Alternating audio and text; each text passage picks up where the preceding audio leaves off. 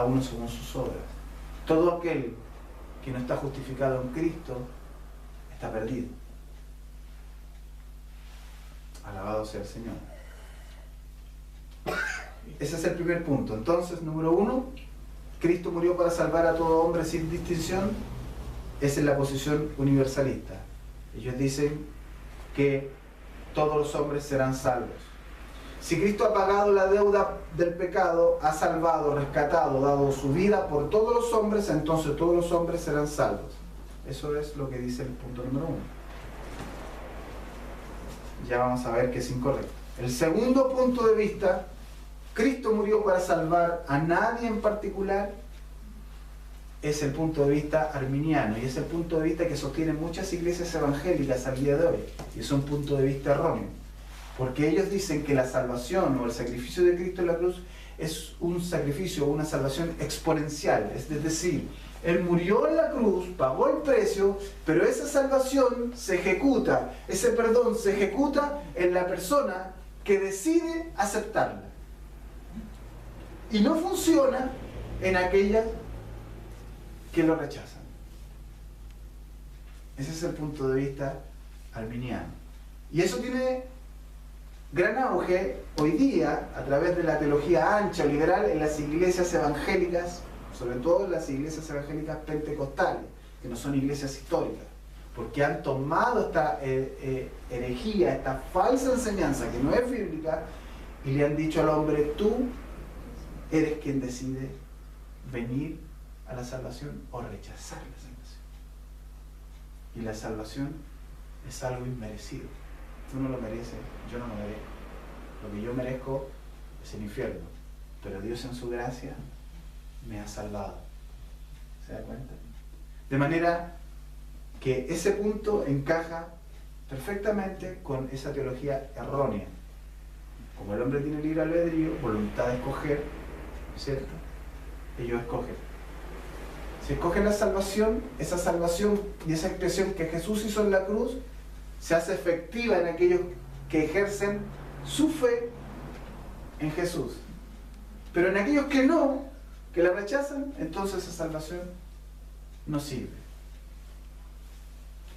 Y lo que la Biblia enseña es que lo que Jesús hizo en la cruz es efectivo, es poderoso, es verdadero, es eficaz. De manera que cuando Dios llama a alguien a mirar a la cruz, a mirar a Jesús y a recibirlo como su Salvador en el corazón, cuando Dios llama irresistiblemente a Jesús, al pecador, ese sacrificio es perfecto, es válido y es suficiente para perdonar todos nuestros pecados, de sernos libres y tener paz en el corazón y la seguridad de que van camino a la gloria de Dios. Ese es entonces el primer punto, la expiación universal sin distinción. Quiere decir que todos los hombres un día van a ser salvos, que Dios no va a condenar a nadie. Eso es falso. Número 2, Cristo murió para salvar a nadie en particular, es decir, la salvación es eficaz para aquellos que deciden aceptarla y para los que no, no sirve para nada. Ese punto también es falso. El tema está en que muchos de esos dos puntos están metidos dentro de la iglesia. Y hay mucha gente que cree eso y que en el día del juicio final se encontrarán que Dios les dirá: erraste y creíste una mentira. Y el punto número 3, Cristo murió para salvar a cierto número, y eso es lo que la Biblia nos habla, eso es lo que la Biblia enseña, y eso es lo que la iglesia ha confesado históricamente, porque la expiación que Cristo hizo en la cruz, el sacrificio que Jesús pagó en la cruz, es una expiación limitada, está limitada solamente a aquellos por los cuales Cristo murió, a aquellos a los cuales Dios escogió en su voluntad soberana. Vamos a ver lo que la Biblia nos dice.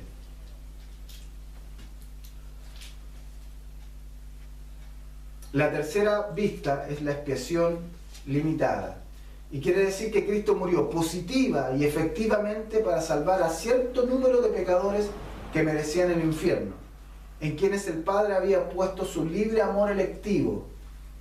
El Hijo paga la deuda por esos elegidos hace satisfacción por ellos a la justicia del Padre e imputa su propia justicia a ellos para que sean completos en Él. Tu justicia y mi justicia no puede agradar a Dios. Cuando Él nos trae a Jesús, Jesús que no pecó, Jesús que fue santo y que pagó el precio por los pecados de nosotros, por los pecadores, ese Jesús, esa justicia que Él cumplió en perfección, se imputa a nosotros.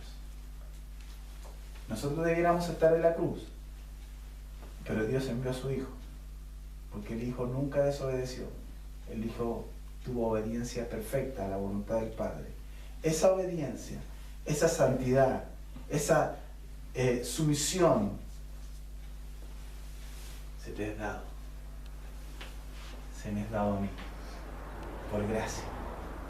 Entonces yo vengo a ser justificado delante de los ojos de Dios, no por mis méritos, sino por los méritos de Cristo en la cruz. Por eso necesitas un Salvador. Todos los hombres necesitan un Salvador, porque todos los hombres son pecadores. No se pueden volver de su propia voluntad a Dios.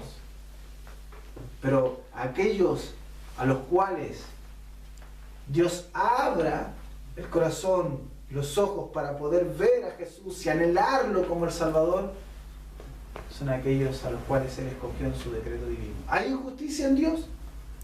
¿Dios es injusto porque escogió a algunos y dejó a otros en sus propios pecados? En ninguna manera, dice la Biblia. Porque ¿qué es más santo que Dios? ¿Qué es más justo que Dios? ¿Qué es más inteligente que Dios? Es por gracia. Todos los hombres merecían la condenación, pero Él escogió salvar a algunos y condenar a otros. No hay injusticia en Dios. No hay injusticia. Todo lo que nosotros recibimos es gracia. Nadie recibe injusticia de parte de Dios. Lo que nosotros recibimos es gracia, misericordia. La muerte de Cristo entonces, hermanos, no más pudo haber sido por una de estas tres razones. Cristo murió por todos y cada uno de los hombres y todos los hombres se van a salvar al final. Cristo murió por aquellos que ejercitan su fe en Él y en eso se hace efectiva la salvación, y en los que no, la salvación no sirve para nada. O Cristo murió por algunos de los hombres del mundo, de toda raza, nación, tribu y lengua, sin excepción. Y en esos, esa salvación y ese sacrificio es perfecto, es poderoso, es grande, es seguro. Nosotros y la Biblia nos enseña que Cristo murió solamente por algunos. La expiación es limitada. Y lo vamos a ver.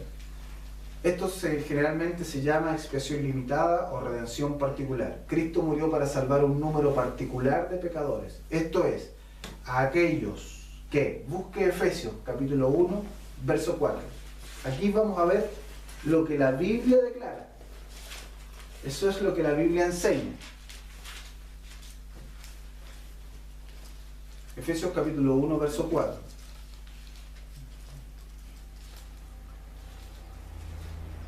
Efesios capítulo 1, verso 4.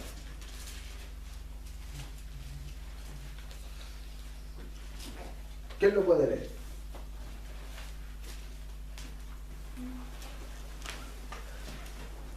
Según nos escogió en Él antes de la fundación del mundo. Ahí, fíjense lo que está diciendo.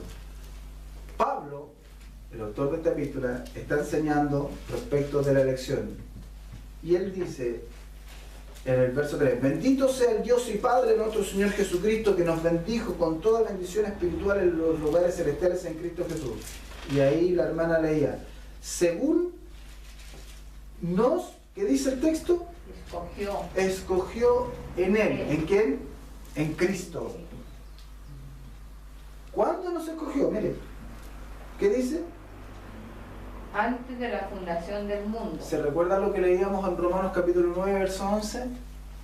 Que no habían aún nacido, sí, ni habían hecho ni bien ni mal, para que el propósito conforme a la elección se cumpliese. ¿A quién escogió? A algunos de los hombres, de toda nación, tribu y lengua. ¿Quién sabe quiénes son? Solo Dios. Lo glorioso y lo hermoso es que aquellos que Él escogió, Él los llamará irresistiblemente a su salvación y no se perderán, porque Él los escogió y Él ha provisto los medios suficientes, perfectos, poderosos, santos, para que aquellos que Él escogió vengan a la salvación, perseveren en la gracia y un día gocen de la gloria de Dios por siempre y para siempre. Entonces, sigue leyendo. Nos escogió en Él antes de la fundación del mundo, coma, para que fuésemos santos y sin mancha delante de Él. Interesante, ¿no? Nos escogió para eso. Y la única forma que seamos nosotros de esa manera es a través, yo hago así porque allá tengo la imagen del data acá, a través del sacrificio de Jesús en la cruz. Si ese sacrificio nos santifica, si ese sacrificio nos hace andar sin mancha delante de Dios, entonces la expiación universal, lo que dicen los universalistas, que ese sacrificio permite que todos los hombres sean salvos al final, ¿cierto? No sería verdadero, porque hay muchos que están todavía en sus pecados, y hay muchos hombres que se mueren en sus pecados, y hay muchos hombres que no quieren renunciar a su pecado. Porque lo que hace el sacrificio en la cruz de Cristo para aquellos a los cuales ha sido dado es que andemos en santidad y sin mancha delante de Dios. La salvación que Cristo nos da no solamente procura nuestra paz, nuestro gozo, nuestra libertad respecto del pecado y de la condenación y de la muerte eterna, sino que también nos da a nosotros la capacidad de buscar a Dios y guardarnos del pecado. Nos da el poder para vencer el pecado. Nos da y nos capacita para que vivamos en santificación. Cada día más aborrecemos el pecado. Cada día más no queremos nada que ofenda a Dios. Por eso que usted puede discernir si hay iglesias las cuales se dicen adoradoras de Dios, de este Dios santo, de este Dios perfecto, y dicen que ellos tienen sana doctrina, pero en su interior usted ve que la iglesia vive, se mantiene o es constantemente una iglesia pecadora, una iglesia que no se guarda para Dios, una iglesia que no se aparta del mundo, una iglesia que anhela todo lo que el mundo en su sistema corrupto y pecaminoso hace. No es una iglesia verdadera y no tienen una buena doctrina. Porque la salvación que Cristo propició y trajo en la cruz del Calvario no solamente nos salva de la ira, nos trae paz, nos libra de la muerte, sino que también nos santifica. Y nos va perfeccionando para llegar a la imagen de Él. Nos va ayudando a que cada día más nosotros en nuestra vida lo único que deseamos es agradar a Dios. Agradar a Dios. ¿Se da cuenta? Entonces, Efesios capítulo 1, verso 4 nos está mostrando que la salvación que Cristo da en la cruz es perfecta para librarnos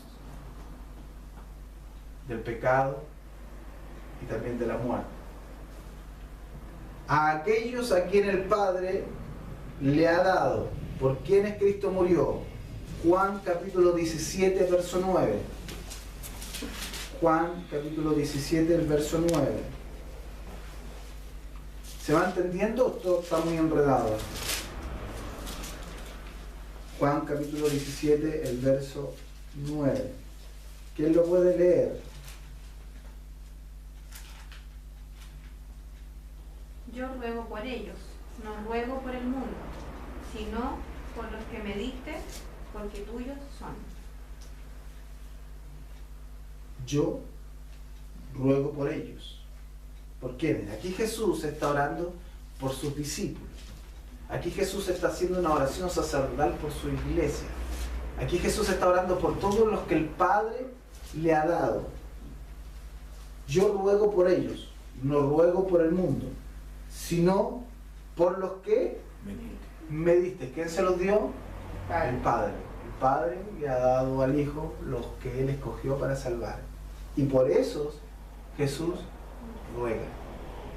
Por eso Jesús hizo expiación en la cruz. Y esa expiación es suficiente para ellos. Y dice, porque tuyos son. Retrocedamos un poquitito para que entendamos bien este contexto. En el mismo Evangelio según San Juan, en el capítulo 6, vamos a leer algunos pasajes que son... Porque la Escritura se tiene que interpretar en la Escritura. Yo los textos debo de revisarlos en lo que la Biblia dice.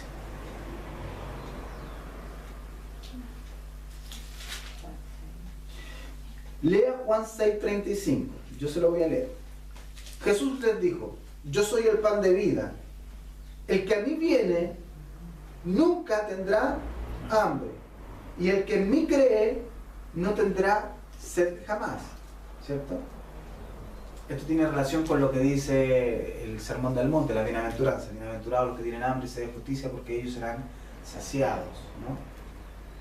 Entonces, verso 36. Mas os he dicho que aunque me habéis visto, ¿qué dice? No creéis. ¿Cierto? Entonces, ¿todos van a creer en Jesús? No. Aunque le vean. Verso 37. Todo lo que el Padre me da. ¿Qué decía Juan 17:9? Que él está orando por los que el Padre le dio. ¿Se da cuenta? Entonces dice, todo lo que el Padre me da, ¿qué dice? Vendrá a mí.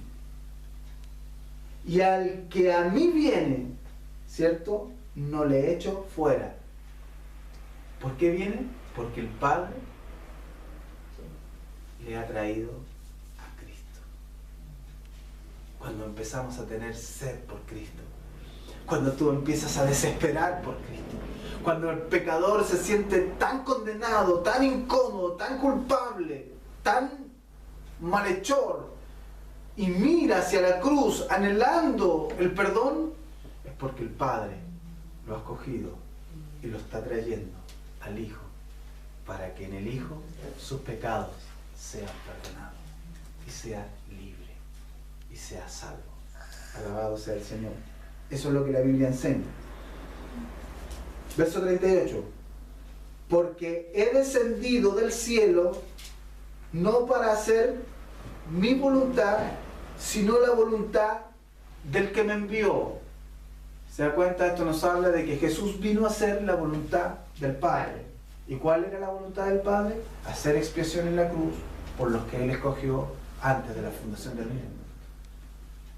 La salvación es por gracia, no por méritos, para que nadie se gloríe, a fin de que toda gloria sea para uno solo, Dios. Verso 39. Y esta es la voluntad del Padre. Aquí está respondiendo, la Biblia misma se responde. ¿A qué vino Jesús? A hacer la voluntad del que me envió, del Padre, ¿cierto? Y aquí Jesús les dice, y esta es la voluntad del Padre, coma, el que me envió, el que yo le estoy diciendo que me ha enviado, ¿cierto? Mire lo que dice, que todo lo que me diere, no pierda yo nada, sino que lo resucite en el día postrero. Todo lo que el Padre le dio, está hablando de los que Él escogió para salvación, se los dio al Hijo, por los cuales Él hizo expiación en la cruz del Calvario. Ninguno de ellos, ninguno de los que el Padre le dio a Jesús, por los cuales Él pagó el precio en la cruz, se perderá. Porque ese sacrificio es efectivo para ellos. Y no es potencial, como dicen los arminianos. No depende de ti. No se hace suficiente cuando tú crees. No, es efectivo desde el momento en que Él pagó hace más de 2000 años en la cruz para todos aquellos a los cuales el Padre escogió en su voluntad divina y eterna a salvación. De los cuales Él ha llamado en todos tiempos, de distintas formas y maneras, y los llamará hacia el